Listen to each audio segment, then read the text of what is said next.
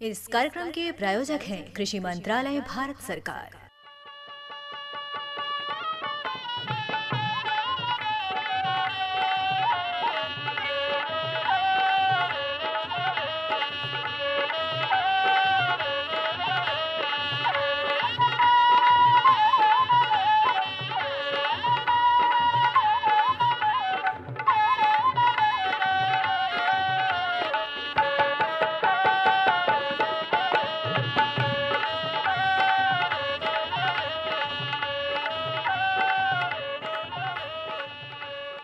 भैया बोला जय जवान जय किसान। और बतावे भोला भैया का हाल चाल बा? हाल चाल तो सब ठीक हो गुलाब बहन। हाँ बरसात जहाँ तहाँ होइल हो, इसने में गेहूं भी गिर गई हो, लेकिन तो जौन बाकी धीरे धीरे उठत बा। बिल्कुल। जैसे जैसे पानी वह में से जौन बाकी निकली। और लेकिन सबसे महत्वपूर्ण इस समय जौन मुश्किल वगैरह जौन लगत रहन, हाँ उ लोग के भी बियर में पानी चल गई के वजह से जौन बाकी वो निकल के भागल हों। लेकिन साथ साथ ये ध्यान देवे के हो कि अपन जौन भी फसल होन ओकर सुरक्षा जरूरी है। बिल्कुल। जहाँ साग सब्जी लगल है, जैसे मान ला आलू वगैरह, उसमें के पानी बिल्कुल निकाल देने की जरूरत है। जहाँ मटर वगैरह सूख रहन जौन बाकी अपन जैसे पक गिल रहन, उसमें अगर कियारी में जम गई हो तो पानी, तो उसमें से भी निकाल देने की जरूरत है, नहीं तो जौन बाकी सड़ जाई। बिल्कुल। तो ये सब जौन बाकी व्यवस्था चल रहा है। और साथ साथ जौन बाकी हम लोग के जब कभी भी कोई परिवर्तन होला गुलाब बहन, हाँ हाँ तो कुछ न कुछ जौन बाकी नुकसान भी होला। बिल्कुल भैया। देखा जैसे- एक बात बताई, देखा हाँ। नुकसानी की आप बात जब कहत हम बोला बिल्कुल, भैया, बिल्कुल। तो देखा हर चीज में जैसे बरसात होला तो कहीं नुकसानी होला, कहीं फायदा हाँ, होला। हाँ, हाँ, हाँ। कहीं कुछ भी अगर कारण भगवान अगर बनावलन ना, तो बिल्कुल, कहीं अगर बिल्कुल, नुकसान बनावलन तो कहीं फायदा भी बनावलन। तो यही तरीका से अगर देखा जलवायु जो परिवर्तन होत बा ना, तो कहीं देखा फायदा भी होला। बिल्कुल जहाँ देखो पानी की जरूरत बा वहाँ पानी की देखा पूर्ति हो जात बा, जहाँ नहीं जरूरत बा वहाँ नुकसानी उठावे हाँ, के पड़ला। हाँ, हाँ, यही से हम लोगन कहल जाला ना कि हम लोगन हमेशा कृषि विविधीकरण अपनावल जाए। बिल्कुल और बिल्कुल। और देखा ऐसा हम लोगन खेती करल जाए जहाँ पानी की आवश्यकता कम हो, या पानी अधिक पड़ भी गए तो कोनो असर ना पड़े। जैसे हाँ, देखा हाँ, मोटे हाँ। अनाज का खेती हो गल, बिल्कुल बिल्कुल। मोटे अनाज की खेती जैसे अब हर जगह जगह अपन किसान भैया लोगन अपनावत हुआ हो। इतना जुगत लगा लगा के, बड़ी ध्यान लगा लगा के सुनलन, और देखा अपने खेती में भी मोटे अनाज का खेती करल शुरू करत हुआ। बिल्कुल। तो यही से तो जौन बाकी ये बात जो चल आप कहले न अभी कि कहीं केहू के फायदा तो केहू के नुकसान होला। अब हरित क्रांति जब चलल ना, हाँ तो इससे पहले जौन भुखमरी बीच बीच में आ जात रहे भारत में, हाँ तो हरित क्रांति अलग तो नया बीज नया खाद के साथ अयलक। हाँ और जौन उत्पादन होइल कि जौन बाकी अनाज की तो कमी भारत में रह नहीं गई, अपने देश में कमी नहीं है, हाँ लेकिन एक साथ साथ बीमारी भी लेके अयलक बिल्कुल। है। और जौन बा रासायनिक खाद के जौन प्रयोग हुईलक, और जौन बाकी चिकना चिकना जौन भी फसल हो, जैसे धान मीठा मीठा पतला पतला, बिल्कुल। ये सब जब आदमी खाए लगल तो ओकरे साथ साथ तरह तरह की बीमारी भी आए भी शरीर में आए और लगल। जौन मोटा अनाज हमरे क्षेत्र में रहे अपन अंचल में, ओके जौन बाकी उत्पादन करब लोग बंद कर बंद देलक। कर देलस, तो हाँ। अब जबकि अब वही में लोन के जौन गुड़ा गणित लगावत बा लोग, तो यह समझ में आवत बा कि जितना हम लोग अधिक उत्पादन कर लेवत थी, हाँ उसे और अधिक कहीं जौन बाकी बीमारी में खर्चा कर देवत थी। देखा भैया एकदम सही बात कहला। पहले समय के लोग रहलन हा मोट अनाज का सेवन करत रहलन हा, और देखा कब ना उनकर बार पके हो, ना उनके आंखी पे असर हो, ना उनकर कोनो शरीर में कोनो बर बेरामी, और ना कोनो जन शुगर चीनी हवा बीमारी के चलल बा हो, ना वो हो।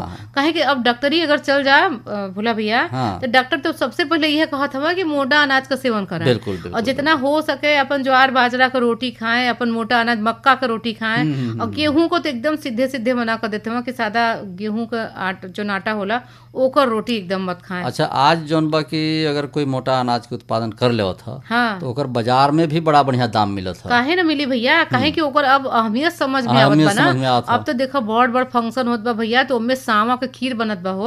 अब देखा कितनी महत्ता ओकर बढ़ गल, और स्वाद के स्वाद बा, और स्वास्थ्य के खातिर भी बढ़िया बा। हाँ, यहाँ तक कि जौन बाकी पहलवान लोग जौन बड़ बुजुर्गन से अभी भी बातचीत चलला कि जेहू केहू के अगर जौन बाकी पेट खराब हो जाए, पेचिस वगैरह होए लागे, हाँ, तो ओके चावल खिला दिला से सवा के भात, हाँ, तब तो ठीक होते रहे। अगर कहीं रोटी खिला दो तो साँझ के और सुबह में एकदम अंतर आ जाए। अच्छा, इतना बढ़िया इतना औषधि गुड़ से भरपूर है। और मोटा अनाज में एक दिन एक किसान का है कि जो है कि मोटा माने मोटे मोटे, हाँ जैसे धान के चावल जौन होला हाँ हाँ और समा के चावल दोनों देखला, बिल्कुल। तो दोनों में कितना अंतर हो। समा के चावल एकदम छोटे छोटे होला और जो है कि धान के चावल मोटे मोटे होला। तो बिल्कुल उनके ही समझ में आया कि भाई समा के चावल के जौन बाकी मोटा अनाज कहत हवन और एकर जौन बाकी पतला अनाज कहत हवन। तो मोटा और पतला आकार से मतलब नहीं है गुलाबो बहन, हाँ हाँ ओकर फाइबर के माध्यम से, ओकर फायदे के वजह से जौन हाँ, बाकी हाँ, मोटा हाँ। अनाज जौन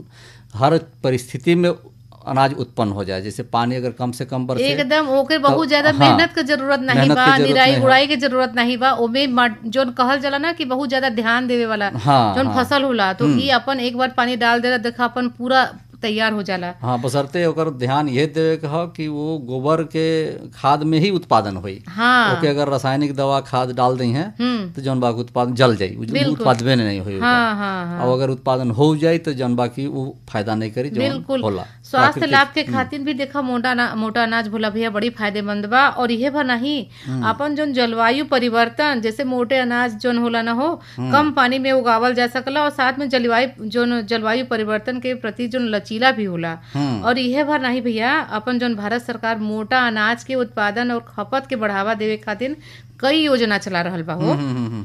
और देखा हम लोगन भी अपने खेती में जैसे मोटे अनाज का शुरू कर देले हैं, हम देखा हमहू शुरू कर देले हैं भैया। हाँ। काहे कि देखा हमके भी ओकर महत्ता समझ में आइल बा। अपने घर परिवार में जब डॉक्टरी गईनी ना, तो जब डॉक्टर साहब बतौलन, तब देखा अब बाजारे में तो हमेशा संभव नहीं बा कि हम लोगन खरीद के खाई, लेकिन अपने खेती में जब बा खेतीहर हैं तो अपने खेत में अगर उगाई तो समझ लो ओकर हम लोगन स्वास्थ्य के खातिर भी बढ़िया बा, और हम लोग जो माटी माई है वो स्वस्थ रही उनके भी स्वास्थ्य बिल्कुल बिल्कुल।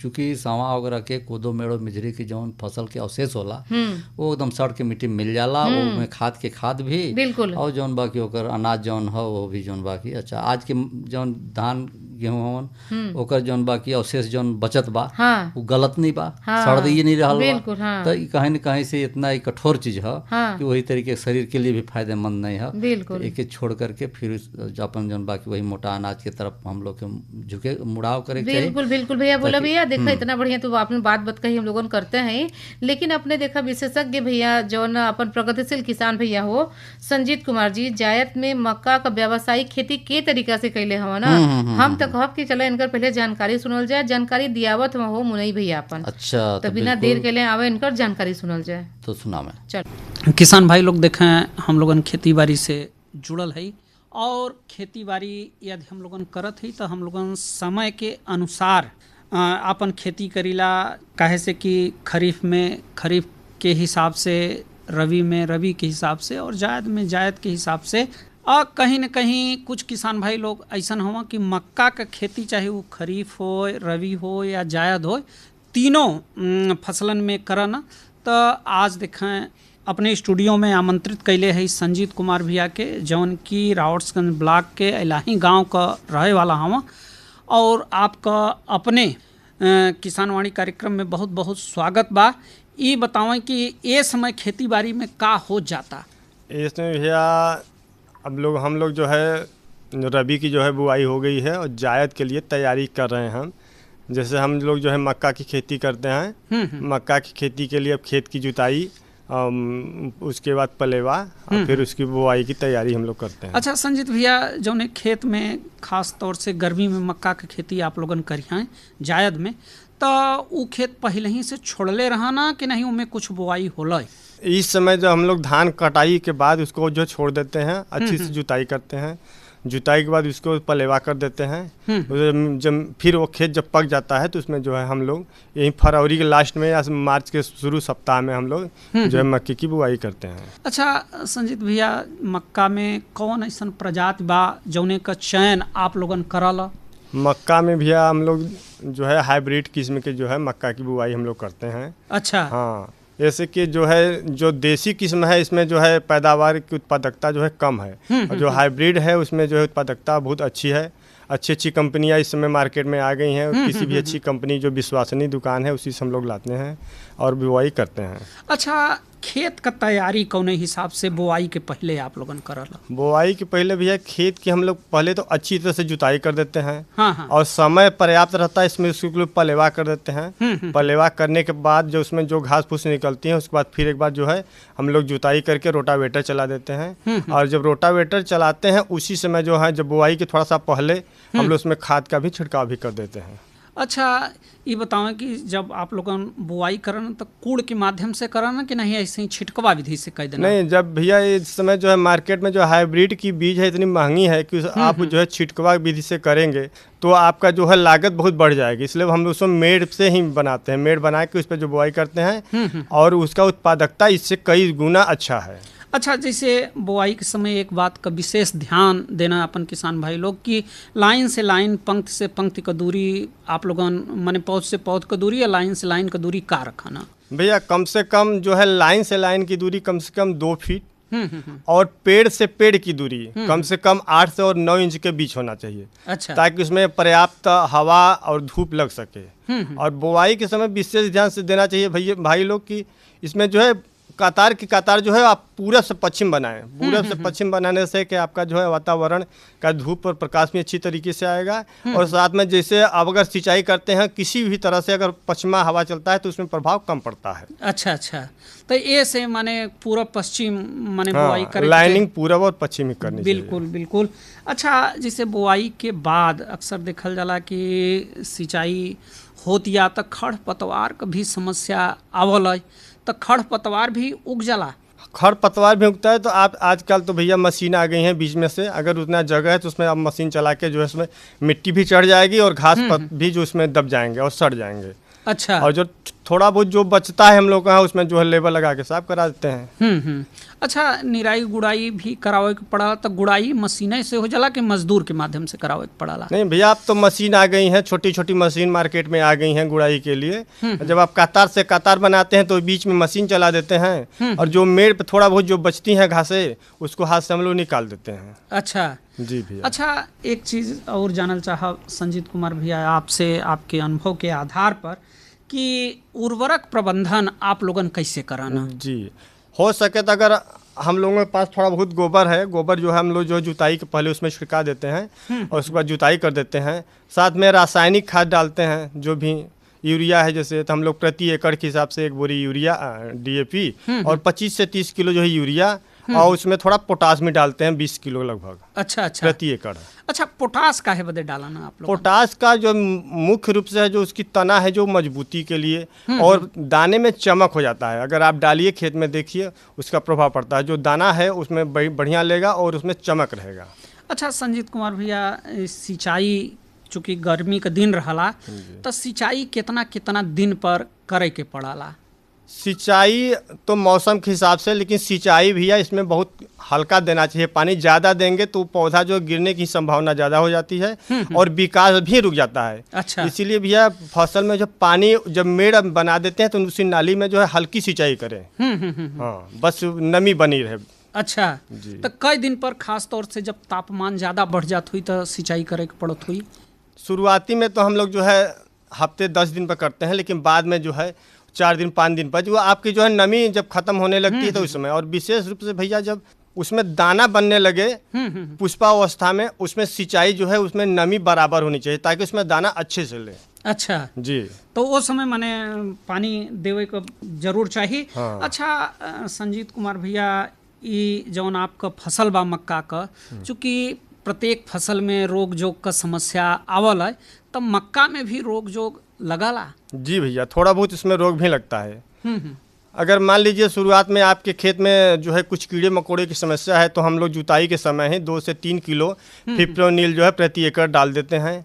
उसके बाद 20 से 25 दिन की जब पौधा हो जाता है, पहली निराई के समय, उसमें देखते हैं कि हम लोग पत्तियां जो चरने वाले कीड़े लगते हैं, पत्तियां चरने वाले कीड़े, तो उसमें हम लोग कोई है हल्की सी जो है कीटनाशक स्प्रे कर देते हैं। अच्छा। हाँ, ताकि जो पत्तियां में जो भी कीड़े फीड़े हों वो सब मर जाएं। हाँ। अच्छा, जमने समय फल फूल का अवस्था होला मक्का में, वो समय आप लोगन कौने कौने विशेष बात का विशेष ध्यान रखना? उसमें भैया जब उसमें जो है निकलने लगता है धुआं जिसको हम लोग कहते हैं, हाँ। उसमें हम देखते हैं कि अगर इसमें कीड़ा लगा कि नहीं। अगर कीड़ा लगा है तो उसके पहले ही इसमें जो है इसमें स्प्रे कर देना चाहिए अच्छे कीटनाशक का, ताकि इसमें कीड़ा न लगे। और दूसरी चीज़ एक विशेष तौर से जब धुआं निकलने लगता है इसमें जो है बोरान का भी स्प्रे करना चाहिए, ताकि उसमें दाना जो है बड़ा हो और अच्छे से बैठे। अच्छा जी। अच्छा, जब आपका मक्का तैयार हो जाला तो सबसे बड़ी बात ये होला कि बाजार, काहे से कि हम पैदा तो जरूर कैले थे, लेकिन बाजार अगर हम लोगन के न मिली तो माने खेती कैले का कोनो सही जौन बात बा वो न बन पाई।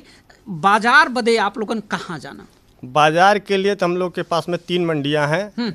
सबसे बड़ी मंडी रावस्टगंज, दूसरे में हिंदुवारी और तीसरे में जो है हम लोग मधुपुर ले जाते हैं। अगर हरे के रूप में, अगर जैसे भुट्टे के रूप में अगर उसका रेट सही रहता है तो हम लोग भुट्टे को रूप बेच देते हैं, और नहीं अगर रेट होता है तो उसको हम लोग पका के दाने के रूप में उपयोग करते हैं। अच्छा जी। तो भुट्टा के रूप में बाजार भाव बढ़िया मिल जाला? मार्केट में वो तो मार्केट के ऊपर है, जैसे ही सप्लाई कम रहेगी तो उसका रेट बढ़िया मिलेगा, सप्लाई ज़्यादा हो जाती है तो रेट कम मिलता है तो हम लोग उसको पका देते हैं और उसका उपयोग जो है दाने में करते हैं। अच्छा, आप लोगन पशु चौवा भी रखले हवा, तो जौन मक्का का डंठल बा या मक्का का दाना बा, एकर उपयोग अपने पशुओं बदे नहीं करता? नहीं, करी ले भैया। इसका उपयोग हम लोग पशु बदे भी करते हैं। जो भी डंठल है उसको जो है चारे मशीन से काट के छोटा छोटा बना के उसको डाल देते हैं, और जो भी उसका जो भी कचरा है, जो भी छोटा फोटा जो फल है उसमें बालियां हैं, उसका भी हम लोग दाना बना के गाय को खिला देते हैं। तो माने पशु बदे भी उपयोगी बा, एक अच्छी आमदनी भी मक्का का खेती अगर अपन किसान भाई लोग खास तौर से जायद में करत हुआ तो उनके अच्छी आमदनी मिल सकल है। चलत चलावत जौन अपन किसान भैया लोग बाया संजीत कुमार भैया, उनसे आप का कहल चाहिए अपने अनुभव के आधार पर कि अगर मक्का का खेती कयल जाए तो का उनमें प्रॉफिट हो सकल है खर्चा वर्चा कटले के बाद? भैया ऐसा है कि ये सबसे कम लागत में सबसे अच्छी पैदा देने के लिए मक्का है, और दूसरे में तो बहुत ही कीटनाशक दवाइयों का उपयोग हम लोगों को करना पड़ता है। इसमें जो है लागत बहुत ही कम है, बहुत नॉर्मल, मजदूरी भी बहुत कम लगती है, इसलिए इसमें जो है बढ़िया हम लोगों को पैसा मिल जाता है दूसरों फसल के हिसाब से। बिल्कुल संजीत कुमार भैया, आज आप अपने कार्यक्रम में आईना और इतना बढ़िया अपने अनुभव का बात अपने किसान भाई लोगन से, पंच भैया लोगन से साझा कैलेन, एकरे बदे आपके बहुत बहुत धन्यवाद। हर जोखिम से निकल कर फसल आए, सुरक्षित हो जाए, फसल बीमा से हर किसान अब आत्मनिर्भर हो जाए। संकट के समय प्रधानमंत्री फसल बीमा योजना किसानों के लिए वरदान है। अब सूखा पड़े या बाढ़ आ जाए कोई डर नहीं, अब ओले पड़े या कीट पतंगे फसल खा जाए कोई फिक्र नहीं, क्योंकि हमने लिया है प्रधानमंत्री फसल बीमा। बुआई से फसल कटाई तक हर जोखिम का दावा, न्यूनतम प्रीमियम पर अधिकतम भुगतान का वादा। योजना से हर साल जुड़ रहे हैं 5 करोड़ से ज्यादा किसान। अब आपकी है बारी। नजदीकी कृषि कार्यालय, सहकारी समिति, बैंक शाखा, अधिकृत बीमा कंपनी या जन सेवा केंद्र में स्वेच्छा से करा सकते हैं पंजीकरण। फसल बीमा पोर्टल या फसल बीमा ऐप द्वारा भी कराया जा सकता है पंजीकरण। प्रधानमंत्री फसल बीमा योजना, आपकी फसलों का संपूर्ण सुरक्षा कवच। कृषि एवं किसान कल्याण मंत्रालय, भारत सरकार। गुलाबो बहन, हाँ मोरा भैया, देखो जायद में मक्का के व्यावसायिक खेती कितना बढ़िया करे के अनुभव अपन बतौलन संजीत कुमार भैया, और उनसे मुनई भैया भी फरिया पूछलन। आप लोग के बहुत बहुत धन्यवाद बा। और यही से कहल भी जाला कि कर बढ़िया बला अपने छोड़ी बिरानी आस, और जेकर आंगन हो नदी सोकत मरत पियास। जेकरे यहाँ साधन सुविधा विधि व्यवस्था है तो केहू भी परिस्थिति में अपन जौन बाकी आमदनी के स्रोत ढूंढ ले। बिल्कुल ऐसने जौन बाकी संजीत कुमार भैया के भी अपन अनुभव रहल कहानी रहल, तो भैया के देवल जे बहुत बहुत धन्यवाद। और देखते कि आपके हाथ में एक पाती भी लगल। बिल्कुल भैया, जब देखा जब खेती के बात होला और सब्जी के बात ना हो तो अधूरा सा लगला, और जब सब्जी के बात होला तो बाजार भाव के बात जरूर आवला। और आज का जौन बाजार भाव भैया मधुपुर मंडी से है पुनवासी भैया के भेजल, प्रति कुंतल में बाजार भाव बा, तो आप कहें तो अपने किसान भैया लोगन के बाँच के बताएं। देखा सबसे पहले देखा मटर है 1600 रुपया कुंतल आज के दिन मधुपुर में। टमाटर देखा 600 रुपया कुंतल है। बैगन गोल वाला जोन बा भैया 3500 रुपया कुंतल है। बैगन लंबा वाला जोन है ये 2500 रुपया कुंतल है। भिंडी देखा 6000 बा, करेला 8000 बा, प्रति कुंतल। लौकी देखें 2500 है कुंतल, कोहड़ा 2000 है, नेनुआ देखें 3500 है, और जो आलू सफेद वाला बा भैया वो 900 रुपया कुंतल बा। अच्छा। और जो लाल वाला आलू बा 1000 बा, सफेद 900, लाल वाला 1000 कुंतल। पत्ता गोभी, हाँ पत्ता गोभी देखें 2000 रुपया सैकड़ा बा, फूल गोभी देखें 3200 रुपया सैकड़ा बा, ब्रोकली देखें 3000 रुपया सैकड़ा बा, सेम देखें 1800 रुपया कुंतल, हरा मिर्चा 6500 रुपया कुंतल, शिमला मिर्च देखें 4000 रुपया कुंतल, धनिया 1000 रुपया कुंतल, प्याज देखें 1800 रुपया कुंतल। अच्छा अच्छा। और जोन सागा वाला प्याज बा भैया वो 800 रुपया कुंतल बा। लहसुन जोन है देखें 10,000 बा, लहसुन का सागा जोन बा भैया वो 2000 बा अच्छा कुंतल। और देखें पालक 800 बा, सोवा 1500 बा, चौराई देखें 2000 बा कुंतल, बथुआ देखें 1500, अदरक 7000 बा, मूली 1000, गाजर भैया देखें 2000 बा, और जोन बीन्स बा भैया 3500 रुपया प्रति कुंतल। ई रहला मधुपुर से पुनवासी चौहान भैया का भेजल बाजार भाव। तो भैया के देवल जे बहुत बहुत धन्यवाद कि इतना बढ़िया बाजार भाव भेजला ना और फरिया के बढ़िया जानकारी दिला ना। बिल्कुल। और ये समय देखा चल बसंत ऋतु चल रहा है, अब होली के एकदम नजदीक आई गई है। ऐसने में जौन बाकी समय के अनुसार अगर मन मनसायन हो जाए तो और जौन बाकी अपन बैठकी में जौन बाकी भैया जोन आपका चाहना बना एकदम जरूर पूरा हुई। तो आज देखें अलका सर राजेश जोन बहन है उनकर देखें होली गीत अपने कार्यक्रम में सुनल जाए, फिर आगे बात कही हुई। बिल्कुल, लेकिन एक संदेश भी है वो भी सुन लो, जरूर सुनल जाए।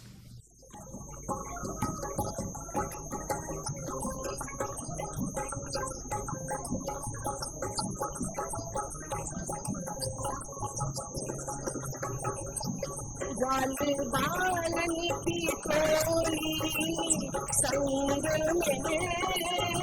लेके चली बरसाने शाम वाली बालन की टोली संग में लेके चली बरसाने लेके चली बरसाने सखी देखो लेके चली बरसाने लेके चली बरसाने सखी देखो लेके चली बरसाने बालन की टोली संग में लेके चली बरसाने शाम वाली बालन की टोली संग में लेके चली बरसाने।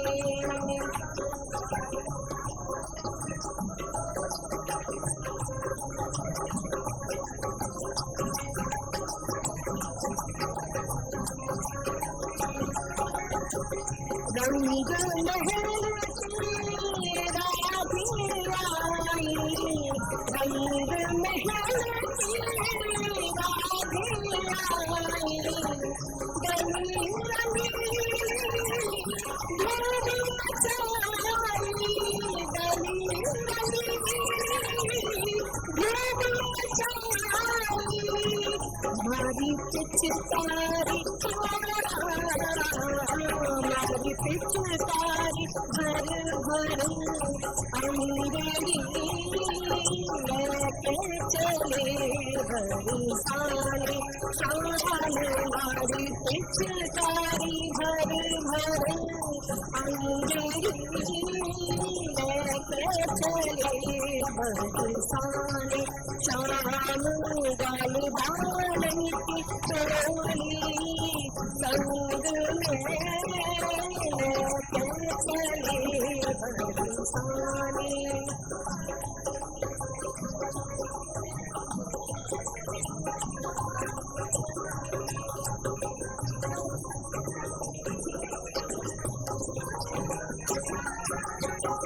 सूरत गुलाल लाल भर बदरा, सूरत गुलाल लाल भर बदरा, कान्हा पितारी कांवर चढ़ा, कान्हा पितारी कांवर चढ़ा, जाते कहे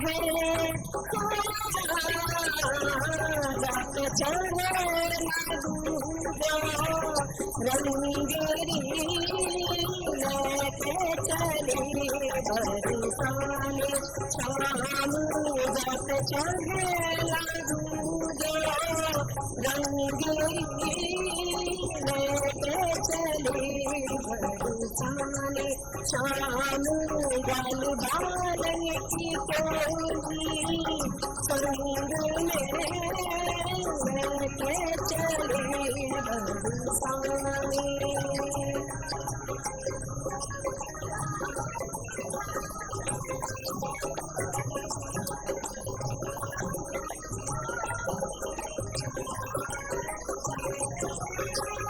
ऐसे रंग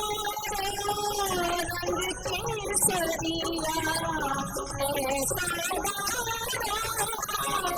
केसरिया रंग केसरिया बिगड़ गए सब लखना खरिया बिगड़ गए सब लखना खरिया सखी हो सखी हो सखी हुर बंगरी लेके चले बरसाने शाम सखी हो सखी हुर बंगरी लेके चले बरसाने शाम गल बालन की टोली संग में लेके चले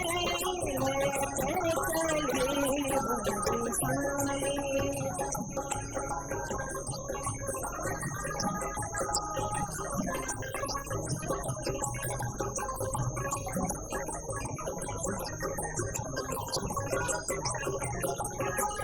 खुल गई मुरली कामरकारी खिल गई मुरली कामरकारी लड़ते शाम लड़ते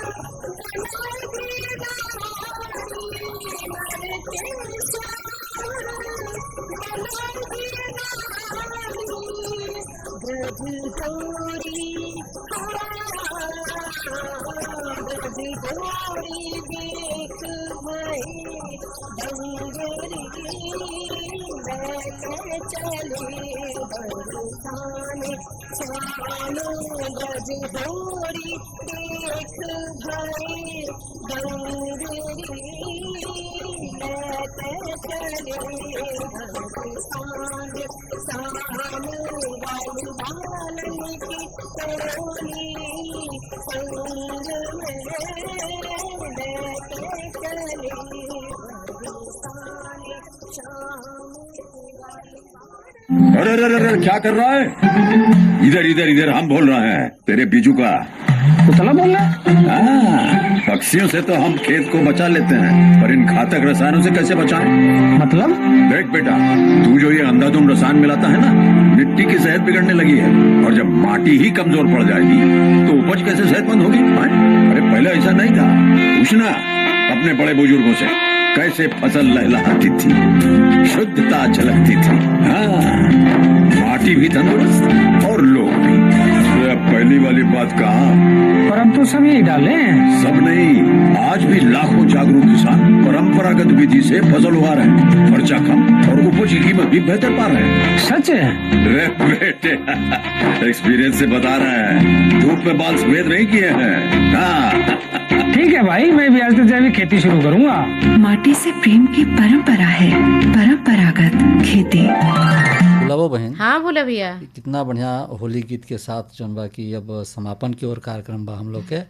और निश्चित रूप से हम लोग के कृषि विविधीकरण के ध्यान में रख करके और खेती किसानी कल जाए, बिल्कुल, तो अच्छा उत्पादन भी हुई और अच्छा जौन बा की मुनाफा भी हुई, सेहत के लिए भी कारगर हुई। बिल्कुल। तो का संकेत बात चलल जाए, देखा समय सुई इशारा करत बा कि अपन अपन कार्यक्रम यही समेटल जाए, तो चला चलल जाए। तो भैया बोला जय जवान जय किसान।